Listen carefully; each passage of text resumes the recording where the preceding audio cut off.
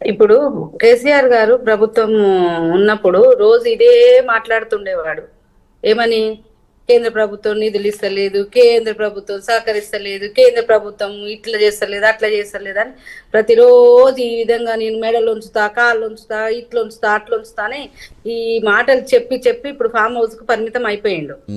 కేంద్ర ప్రభుత్వం ఏమి ఇస్తుంది, ఏమి ఇచ్చిందో అన్ని మేము క్లియర్ గా పవర్ పాయింట్ ప్రజెంటేషన్ పెట్టి ఎన్ని లక్షల కోట్ల రూపాయలు తెలంగాణ గవర్నమెంట్ ఇచ్చినాం, ఏ గవర్నమెంట్ కి ఇచ్చినాం, ఏ ఏ ప్రాజెక్టులకు ఇచ్చినాం అని చెప్పి ఒకసారి కాదు 3 సార్లు కిషన్ రెడ్డి గారు పవర్ పాయింట్ ప్రజెంటేషన్ పెట్టి చెప్పడం జరిగింది. నేను ఒకటి అడుగుతున్నా, అమావాస్యకు పౌర్ణానికి ఒక ప్రెస్ మీట్ పెట్టేసి చెప్పేసి ఏదైతే తెలంగాణ ప్రజలు మీకు 10 సంవత్సరాలు మీకు పరిపాలన చేయడానికి అవకాశం ఇస్తే ఏం చేసిండ్రు?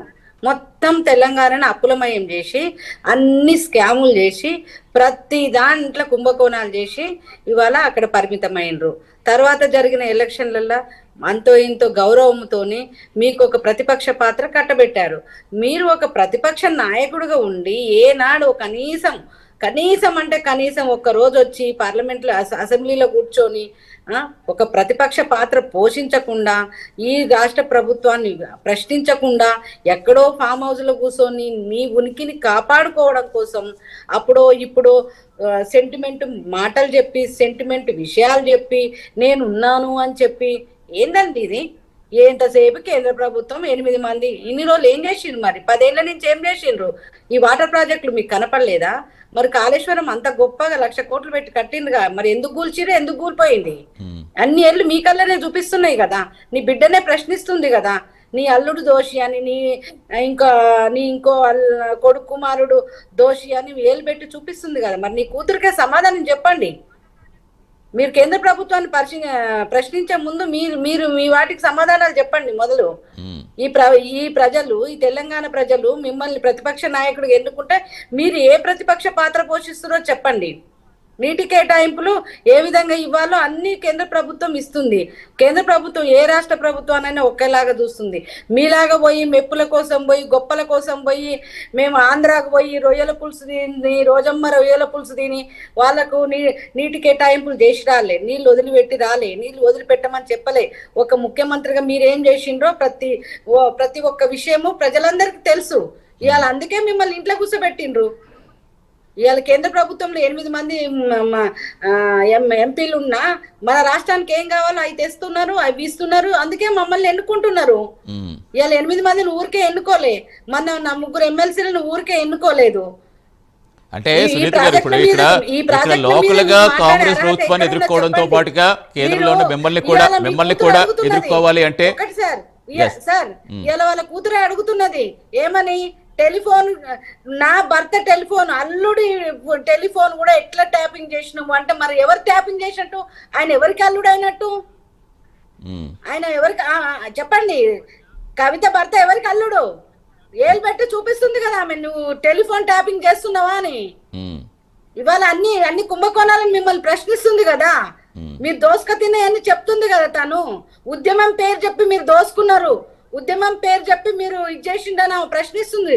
అట్లీస్ట్ ఆమెకు సమాధానం చెప్పండి మమ్మల్ని అడిగే ముంగల. కేంద్ర ప్రభుత్వం ఏ విధంగా ఇస్తుంది అనేది. మీరు బనకచెర్ల గురించి మాటికి మాట్లాడుతున్నారు. మేము బనకచెర్లకు ఎక్కడ పర్మిషన్ ఇచ్చినాం చెప్పండి? 2 రాష్ట్రాల మధ్యలో మీరు మంచిగా ఉన్నంతసేపు మంచిగా ఉంటారు, తగాదాలు పెట్టుకున్నప్పుడు తగాదాలు పెట్టుకుంటారు. వాళ్ళు ఫీజిబిలిటీ కోసం అప్లికేషన్ పెట్టుకున్నారు.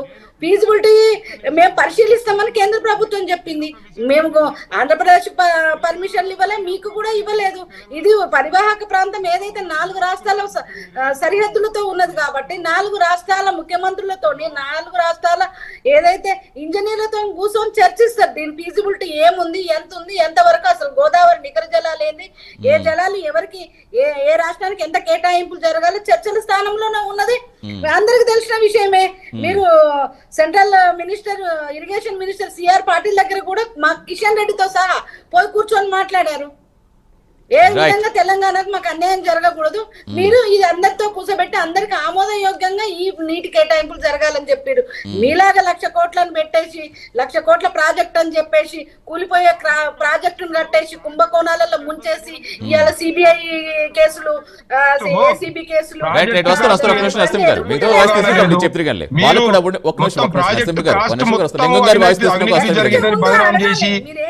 ప్రజల్లోకి అబద్ధ ప్రచారాలు చేసి మీరు సాధించింది ఏముందండి? ఇలా కాళేశ్వరం ప్రాజెక్టు 7.5 కోట్ల రూపాయలు అప్పు చేసిండ్రు ఎవ్రీ మంత్ వచ్చే పైసలు కాకుండా. ఒక్క నిమిషం సునీత గారు, లింగం యాదవ్ గారు, ఒక్క నిమిషం లింగం యాదవ్ గారు మాట్లాడే చెప్తారు నరసింహ గారు, ఎందుకంటే ఆయనకు కూడా మళ్ళీ ఆన్సర్ ఇవ్వాలి కదా. ఎస్ లింగం యాదవ్ గారు, సో ఎలా చూస్తారు? ప్రధానంగా 2 ఏళ్లు గడుస్తున్నా ముఖ్యంగా పాల్మూరు రంగారెడ్డి ఎత్తిపోతల ప్రాజెక్టుకి 91 టీఎంసీలు అప్పట్లో కేటాయిస్తే బీఆర్ఎస్, మీరు 45 టీఎంసీలకే కేంద్రం ముందు ప్రతిపాదనలు తేవటం, మోకరిల్లటం ఏది తెలంగాణ ప్రజల ఇక్కడ రైతులను కానీ వీళ్ళని అన్యాయం చేయటమే అని ప్రధానంగా ఆరోపిస్తున్నారు. ఏంటి అసలు ఏం జరిగింది? నిజంగా ఆంధ్ర జల దోపిడీ జరుగుతోందా? వాళ్ళు ఆరోపిస్తున్నట్టుగా